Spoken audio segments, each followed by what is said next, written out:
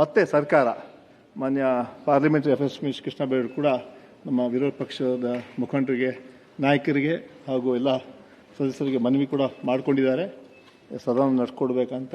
ನಾನು ಕೂಡ ಮತ್ತೆ ತಮ್ಮನ್ನು ಮನವಿ ಮಾಡ್ಕೊಳ್ತೀನಿ.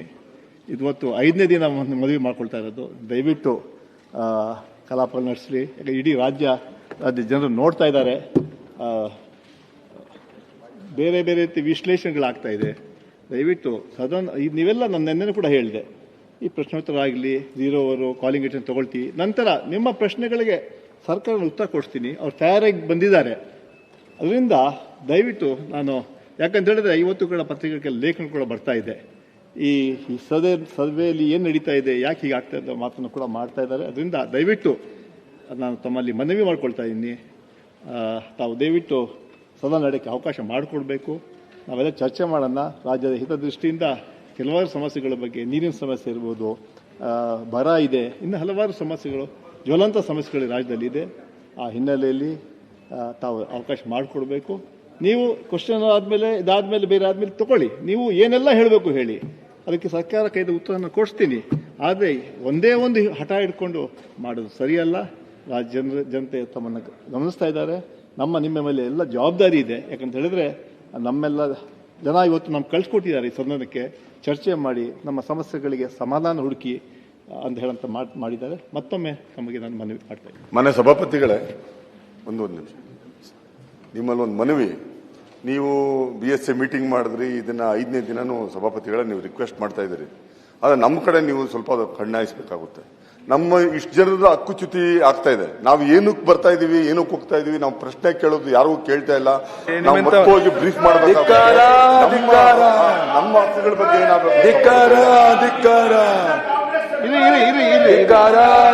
ಮನುಷ್ಯರಿ ಹೇಳಿ, ವಿರೋಧ ಪಕ್ಷಗಳಿಗೆ ಅವಕಾಶ ಕೊಡ್ರಿ. ರಾಜೀನಾಮೆ ಕೊಡಿಸಿ ಸರ್, ನಡೆಸು, ಮತ್ತೆ ರಾಜೀನಾಮೆ ಕೊಡಿಸಿ.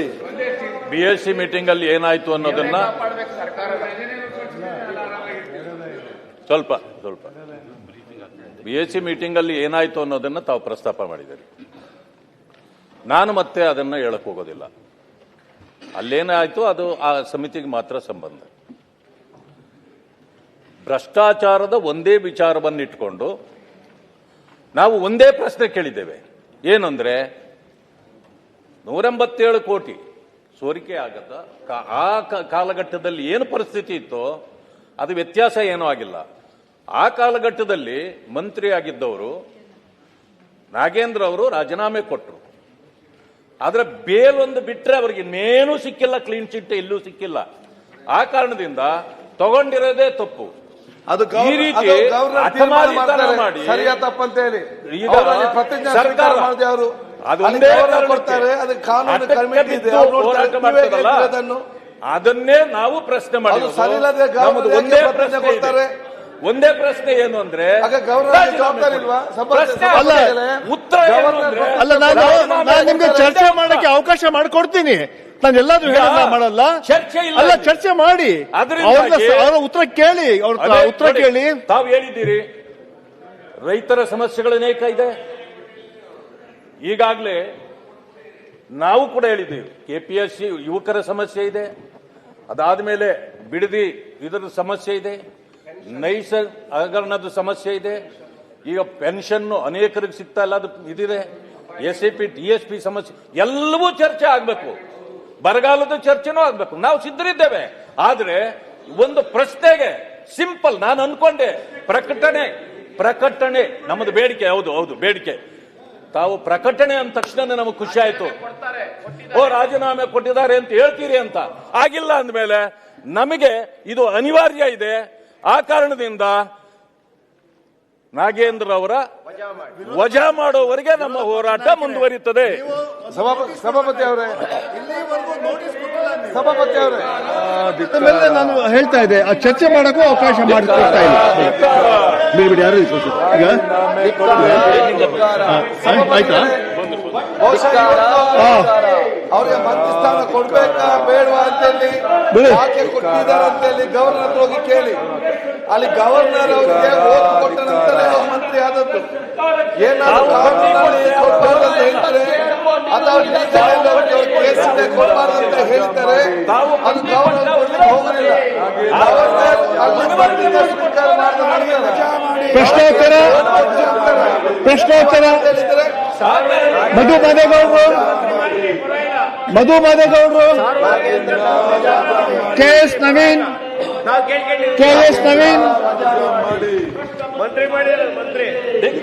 ವೈ.ಎಂ. ಸತೀಶ್ ಡಿ.ಎಸ್. ಅರುಣ್ ಬಲ್ಕೀಸ್ ಬಾನು